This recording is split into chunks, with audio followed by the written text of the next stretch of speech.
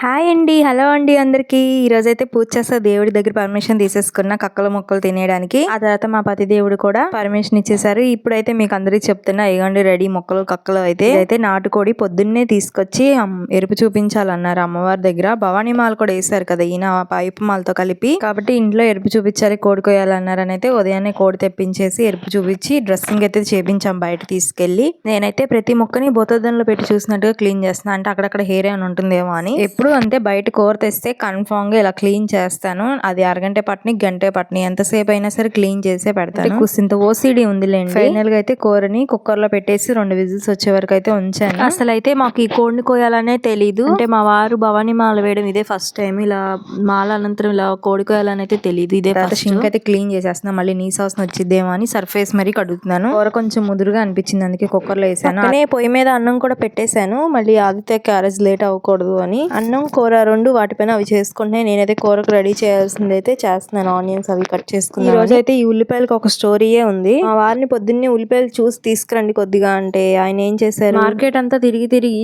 చూసి పెద్ద ఉల్లిపాయలు కేజీ వచ్చే రేటుకే చిన్న ఉల్లిపాయలు 2 కేజీలు వస్తున్నాయి అని చిన్న ఉల్లిపాయలు అయితే పట్టుకొచ్చారు. ఇవేమో సాంబార్ పాయలు లాగా ఉన్నాయి. సర్లే ఎలాగోలు తెచ్చారు కదా అని సైలెంట్ గా అయితే కట్ చేస్తున్నాను. మళ్ళీ వంక పెట్టానే అనుకోండి, ఇంకోసారి నేను తీసుకురా నువ్వే తెచ్చుకో అంటారు. ఆ బాధ పడలేం కాబట్టి ఏమనకుండా సైలెంట్ గా అయితే ఉల్లిపాయలను అయితే కట్ చేయడం మొదలు పెట్టాను. ఈ ఉల్లిపాయల్ని మా బొడ్డోడు జాంకాయలు తిన్నట్టు తింటారు. ఈ 2 నెలలు వీళ్ళు అసలు ఎలా ఆగారు, నేను ఎలా ఆపగలిగాను అనిపించింది. అందుకే కరువు తీరా కేజీ కూరకి 1/2 కేజీ ఉల్లిపాయలు అయితే కట్ చేస్తున్నాను. టైం పట్టినా పర్లేదు కానీ ముందు ఈ ఉల్లిపాయలు మాత్రం తినాల్సిందే అని 1/2 కేజీ ఉల్లిపాయలు అయితే కట్ చేశాను. ఫైనల్ గా అయితే ముక్కలు ఉడికిపోయి ఉల్లిపాయ ఆయిల్ వేసి ఉల్లిపాయ పచ్చిమిరపకాయ అన్ని వేసి అయితే కుక్కర్ లో వేపుతున్నాను. ఈ కుక్కర్ లో అయితే అడుగంటదిలే అని అయితే ఇందులోనే వండుతున్నాను.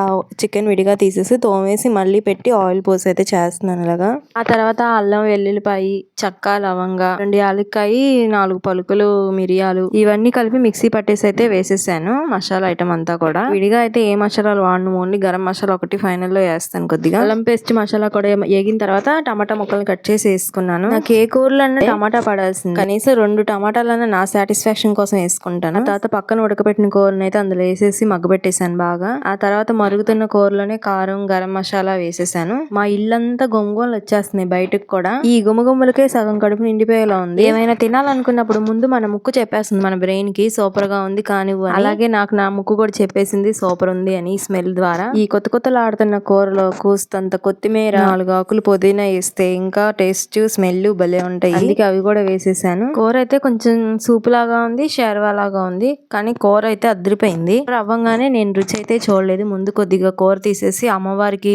నివేదన చేసి, అంటే అక్కడ దేవుడి దగ్గర అయితే పెట్టలేదు, జస్ట్ అమ్మవారికి తినిపించినట్టుగా అయితే చూపించాను. అక్కడ చుట్టూ అమ్మవారి పక్కన అన్ని దేవుళ్ళు ఉన్నాయి కదా, అందుకే అమ్మవారి దగ్గర అయితే పెట్టలేదు, జస్ట్ అమ్మవారికి తినిపిస్తున్నట్టుగానే చూపించాను. ఆ తర్వాత కొబ్బరికాయ కొట్టి అది కూడా అమ్మవారికి చూపించాను. కొబ్బరికాయ కొట్టిన తర్వాత ఫైనల్ గా హారతి కూడా ఇచ్చుకోవాలి. హారతి కూడా ఇచ్చేసాను.